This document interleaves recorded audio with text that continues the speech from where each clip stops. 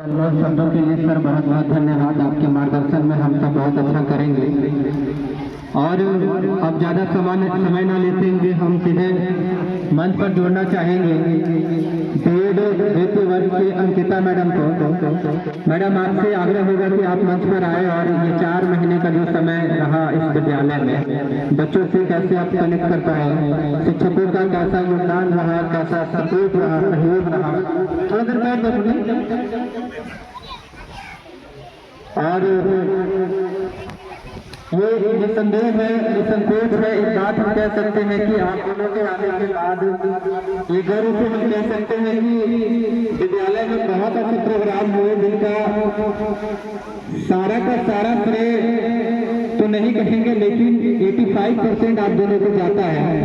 आप लोगों ने शुरुआत किया, हम लोगों ने मिलकर के, बच्चों ने मिलकर के उसको अंजाम तक लेकर के गए। उसका नतीजा रहा कि जिला तक का भी प्राइज हम लोगों ने जीता।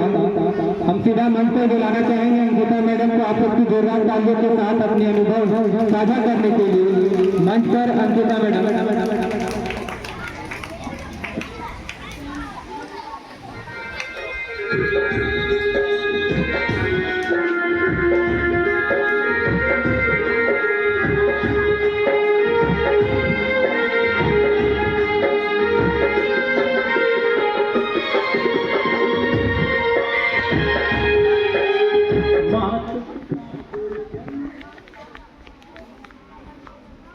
आज के इस विदाई समारोह में उपस्थित आदरणीय प्रधान अध्यापक महोदय एवं सभी शिक्षकगण, कर्मचारीगण एवं मेरे सभी विद्यार्थियों,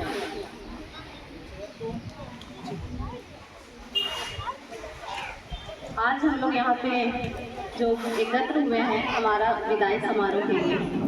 विदाई कहने से ही हमें ऐसा लगता है जैसे कोई भी कठोर से कठोर आदमी भी रो पड़ेगा। और यह जो विदाई समारोह है, लग नहीं रहा है यहाँ से हमें जाने का, लेकिन क्या करें, जाना तो पड़ेगा ही। और यह जो हमारा 4 मंथ का जो हमारा टीचिंग प्रैक्टिस था, पता ही नहीं चला कि ये कैसे बीत गया।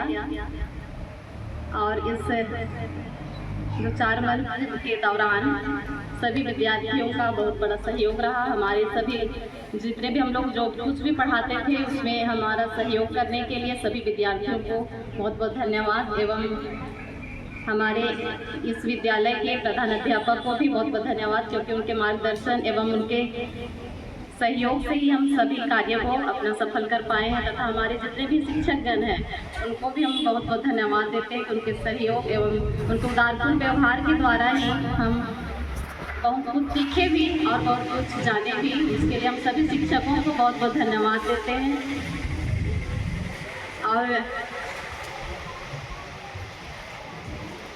और हमारे द्वारा भी अगर कुछ भी गलतियां हुई हैं तो हम उसके लिए क्षमा प्रार्थी हैं सभी शिक्षकों एवं बच्चों से कि हमारे द्वारा जो कुछ भी मन वचन कर्म से या तो फिर हमारे जो भी पढ़ाने के दौरान भी किसी भी प्रकार से किसी को ठेस पहुंची है तो उसके लिए हम क्षमा प्रार्थी हैं।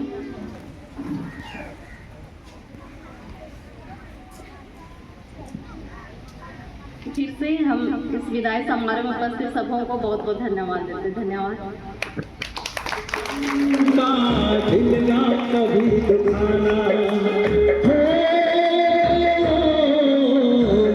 पिता गुरुजन का खिलना कभी दुखाना, तुम के सपनों को। आप लोगों के सामने एक गाना प्रस्तुत हम करना चाहते हैं।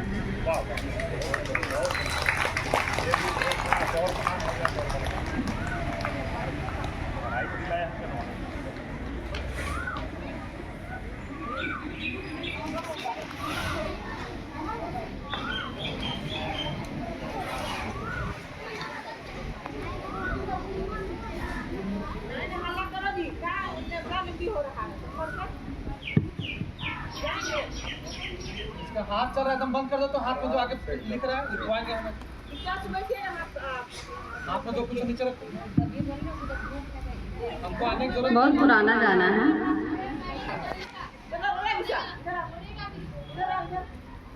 जिंदगी एक सफर है सुहाना, यहाँ कल क्या हो किसने जाना। जिंदगी एक सफर है सुहाना, यहाँ कल क्या हो किसने जाना।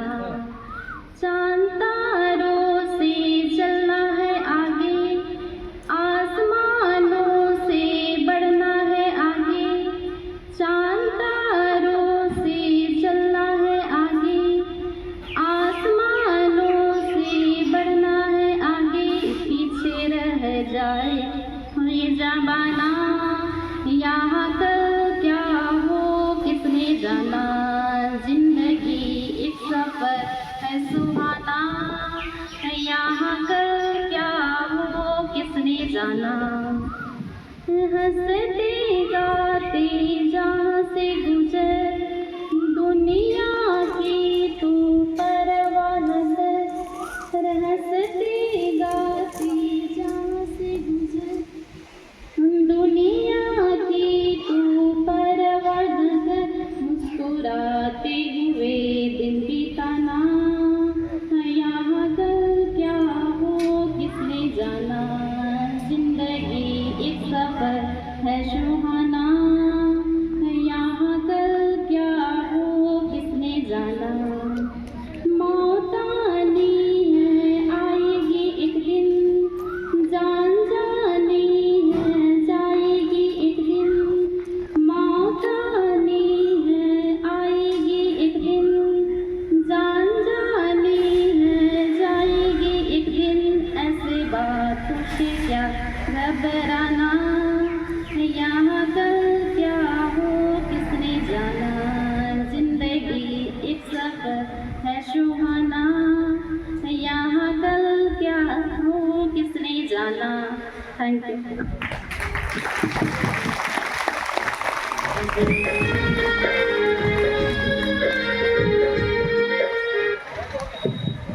बंद करेंगे वहीं। ढेर सारी यादें लेकर हम यहाँ से जाएंगे, ढेर सारी यादें लेकर हम यहाँ से जाएंगे। चाहे कहीं भी हो हम इस स्कूल को भूल ना पाएंगे हम।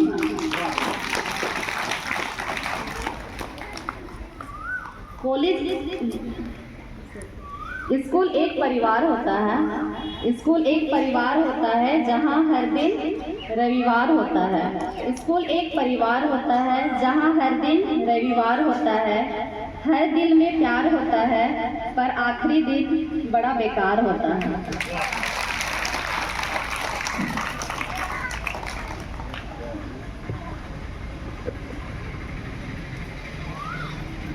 Thank you.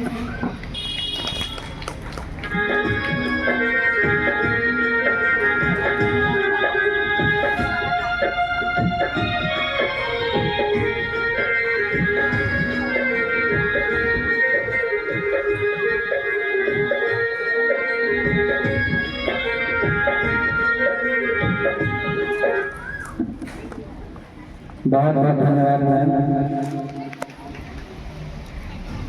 आपकी प्रस्तुति, आपकी शायरी, आपके गाने बहुत अच्छा, बहुत सुंदर। ये दुख तो हम सभी को भी है, लेकिन शायद इससे और अच्छा आपके लिए कहीं होगा। और जैसे कि बैद सर कह रहे थे कि आप गवर्नमेंट टीचर बने, तो सिर्फ बैद सर ही नहीं बल्कि पूरे विद्यालय परिवार ये कामना करते हैं कि आप जीवन की जितना ऊंचा से ऊंचे मुकाम को आप हासिल करें और दोबारा फिर जब आप इस स्कूल में आए तो शिक्षिका ही बन गए और वो भी गवर्नमेंट शिक्षिका। अब कार्यक्रम के अगले कड़ी में हम बुलाना चाहेंगे मंच पर राखी मैम को। मैम आप भी आए और अपनी अनुभव साझा करें, हम सबके देख रहे। मैम के लिए जोरदार ताली होनी चाहिए।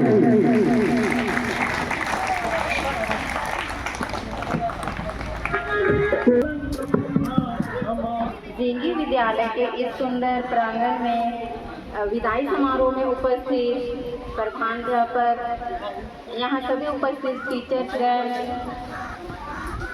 टीचर्सगण और सभी कर्मचारीगण और प्यारे प्यारे सभी स्टूडेंट, आप लोगों को मेरी तरफ से सुप्रभात। मैं इस 4 महीने कैसे व्यतीत की उसके बारे में थोड़ा बताना चाहती हूँ। जब मैं इस विद्यालय में नहीं आई थी, लेकिन हम लोग को पता चला कि यही विद्यालय दिया गया है, तो मुझे अच्छा नहीं लग रहा था, क्योंकि यहाँ आने जाने में बहुत प्रॉब्लम होता है, इसलिए मुझे आने का मन ही नहीं कर रहा था। इसलिए मैं शुरुआत में नहीं आना चाह रही थी और नहीं आ रही थी। उसके बाद में आते आते फिर अच्छा लगने लगा। उसके बाद में फिर 4 माह कैसे बीत गया मुझे तो पता ही नहीं चल रहा है। और यहाँ के सभी टीचर और सभी स्टूडेंट ने हमें इतना सहयोग किया सभी चीज़ों में।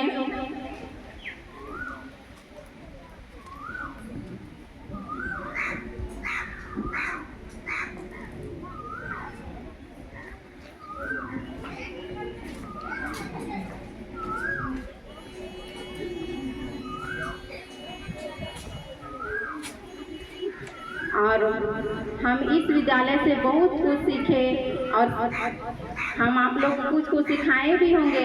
यदि हम आप लोग को क्लास लेते थे तो मुझसे कुछ गलती हुई होगी तो मुझे माफ़ कर दीजिएगा। Thank you. आज मैं इतना ही बोलना चाहती हूँ।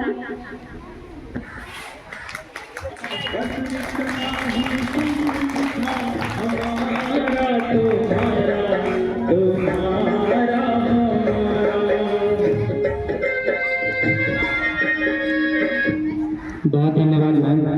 मैम थोड़ा भावुक हो गई। कितने लोग चाहते हैं कि गौरव मैम फिर से और शिक्षिका बन के वो भी गवर्नमेंट हमेशा के लिए यही से रिटायरमेंट देंगे फिर सीधे 70 साल के बाद में, जब गालों पे झुर्रियाँ आ जाएगी उसके बाद। ऐसे नहीं, हल्ला करके बताओ। चलिए स्वागत करना चाहेंगे विद्यालय प्रबंधन समिति के अध्यक्ष बड़े भैया कंचन भैया था। आप भी इस कार्यक्रम में आए इसके लिए बहुत आभारी, बहुत आभार। और अब बारे में विद्यालय के अभिभावक गार्जियन, विद्यालय के प्रभारी प्रधानाध्यापक, हम सबके गार्जियन और हमारे जीवन ही नहीं बल्कि अनेकों ऐसे लोग हैं जिनके जीवन में बहुत अहम योगदान रखते हैं। हम कह सकते हैं एक मोटिवेटर के रूप में अच्छा मार्गदर्शन भी देते हैं और कार्यों की तो कुछ कहना नहीं है। अनेकों ऐसे कार्य हुए इस विद्यालय में जिनका सर ने खुद अपने हाथों से वो काम को किए हैं। समाज सेवा की बात करें तो सामाजिक तौर पर अनेकों कार्यों का अंजाम दिया है। सर का एक काम मुझे हमेशा याद होता है, दहेज प्रथा के खिलाफ एक आवाज उठाई गई थी, मुहिम शुरू गई थी जो कैरोल और बगल नहीं बल्कि पूरी झारखंड प्रदेश स्तर पर इसमें एक अलग पहचान बनी। कई लोगों ने, कई नौजवानों ने दहेज न लेने की कस्में खाई और अपनी शादी में भी लिए तो फिर दहेज नहीं लिए और बिना दहेज की भी वो शादी किए। ऐसे भी लोग आए। ये सब तब होता है जब एक दृढ़ इच्छा शक्ति, मन में कुछ कर गुजरने की शक्ति, इच्छा, जुनून, इन सबको मिला जुला कर एक नाम आता है। आदरणीय बड़े भैया अली रजा अंसारी पीएम श्री राजकीय उच्च कर्मठ उच्च विद्यालय जेगी के प्रभारी प्रधानाध्यापक के रूप में मंच पर साझा करना चाहेंगे। सीधे मंच पर बुलाना चाहेंगे अली रजा अंसारी सर को। ये कहते हुए कि गुलों में गुल खिले वादे में बहार चले, गुलों में गुल खिले वादे में बहार चले, चले भी आपकी गुलशन के कारोबार चले। आप तक की जोरदार तालियों के बीच मंच पर अली रजा अंसारी।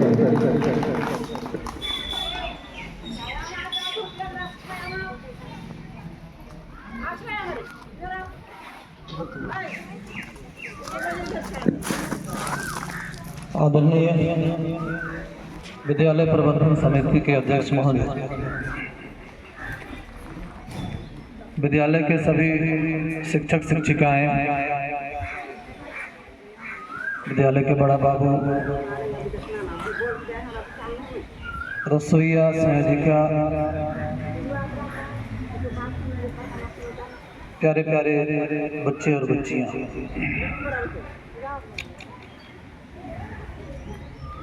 आज विदाई समारोह में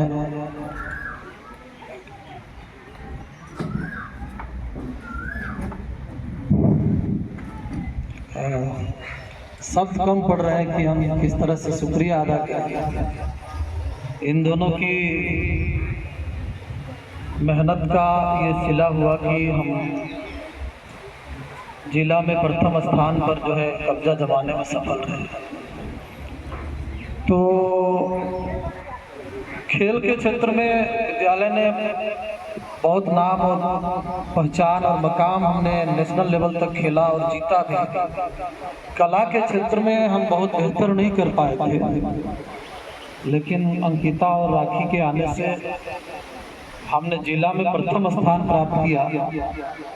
तो ये इस विद्यालय के इतिहास में हमेशा अमर रहेगा कि इनका योगदान, इनका मेहनत, इनकी मेहनत, इनका समर्पण, बच्चों से इनका कनेक्शन और इनका व्यवहार। मैं अक्सर इस बात को कहता हूँ, आज के ज़माने में बहुत पढ़ा लिखा आदमी दिखता हो सकता है, लेकिन हो सकता है कि वो आदमी नहीं हो, भेड़िया हो। वो जानवर से बदतर उसके व्यवहार और आचरण हो सकते हैं, लेकिन प्रशिक्षण के दौरान जो इन्होंने जितनी खूबियों को अपना दिखाया और बच्चों से जुड़े और जो उत्कृष्ट आचरण का प्रदर्शन किया यहाँ पर, वो सराहनीय है। इन्हें एक बेहतर नागरिक बनाती है। आगे भविष्य में ये बहुत अच्छा करेंगे, इसमें कोई शक नहीं है। पूरा विद्यालय परिवार आपको शुभकामनाएं देता है। आप बहुत ऊंचाइयों तक जाएंगे और आने वाले दिनों में शिक्षक के रूप में देश को, समाज को गढ़ने की जो जिम्मेदारी है, देश के भविष्य को बनाने की जो जिम्मेदारी है, उस पर आप खरा उतरेंगे, ऐसी हम कामना करते हैं। क्योंकि ज़्यादातर पढ़ना पढ़ाना मेरा इस स्कूल से आने से पहले शिक्षकों के साथ ही रहा। हमने बीएड के प्रशिक्षुओं को, डीएड के प्रशिक्षुओं को कई सालों तक पढ़ा, उनके बीच में पढ़ाया भी। तो बच्चों के जो ये काम आज के तारीख में, आज जब इस दौर में हम जी रहे थे, वैध सरकार थे, एक जमाना वो था जब शिक्षक जो है स्कूल आते थे, 10 से 4 पढ़ा के जाते थे, कोई काम नहीं। आज शिक्षकों के बीच में कई चुनौतियां हैं शिक्षकों के सामने। उनको अपडेट रहना पड़ेगा, नई नई टेक्नोलॉजी से, नई नई जानकारियों से, नई नई विधाओं से अपने आप को लैस रखना पड़ेगा। तो तभी हम जो है एक आज के ज़माने के शिक्षक बन पाएंगे। आज संसाधन बढ़े हैं, उनका समुचित उपयोग कैसे कर पाए, तभी हम एक बेहतर शिक्षक बन पाएंगे। पुरानी जो पद्धतियां थी, ब्लैक बोर्ड और चौक की, धीरे धीरे वो खत्म होती जा रही है। अब स्मार्ट क्लास आ गए हैं, तो आपको उन सब चीज़ों का रोज जो है कुछ न कुछ नॉलेज लेना पड़ेगा। विषय वस्तु पर जब आप पकड़ रखेंगे अपने सब्जेक्ट पर, तो आप उसमें जहां बच्चों का बेहतर अंक हासिल होगा तो परीक्षाओं में, और बच्चों में जानकारी आएगी, और बच्चे जो है आगे चल कर के जो बड़े कॉम्पिटिशन्स होते हैं देश के, IAS के, JPSC वगैरह के, तो उसमें क्वालिफाई करेंगे। हमारा मकसद, हम दोनों तरह से काम करना चाहते हैं। एक इंसान बनाना पहली जिम्मेदारी है, और दूसरा ये कि हम ऐसे अफसर बना के भेजेंगे, ऐसे डॉक्टर बना के भेजेंगे, ऐसे इंजीनियर बना के भेजेंगे जो देश को, समाज को फायदा पहुंचाए। मैं बराबर इस बात को कहता हूं कि हमारा बनाया हुआ डॉक्टर किसी मरीज का सिर्फ इसलिए ऑपरेशन नहीं करेगा कि वो गरीब था और दम तोड़ दे, बल्कि हम गरीबों की सेवा करने वाले डॉक्टर बनाना चाहते हैं। हम ऐसे इंजीनियर पैदा करना चाहते हैं जिनका बनाया हुआ पुल जो है एक बारिश में नहीं धंस जाए, सड़कें एक बरसात में बह नहीं जाए, बल्कि हमारा बच्चा जब निकलेगा तो हम ऐसे आदर्श स्थापित करेंगे, हम ऐसे उदाहरण स्थापित करेंगे जो उन्हें देश के लिए और समाज के लिए बेहतर करने की प्रेरणा देता रहेगा। तो शिक्षक जो है वो सिर्फ बातों से नहीं बल्कि अपने आचरण से, अपने व्यवहार से, अपनी मेहनत से, अपनी लगन से एक उदाहरण प्रस्तुत करता है।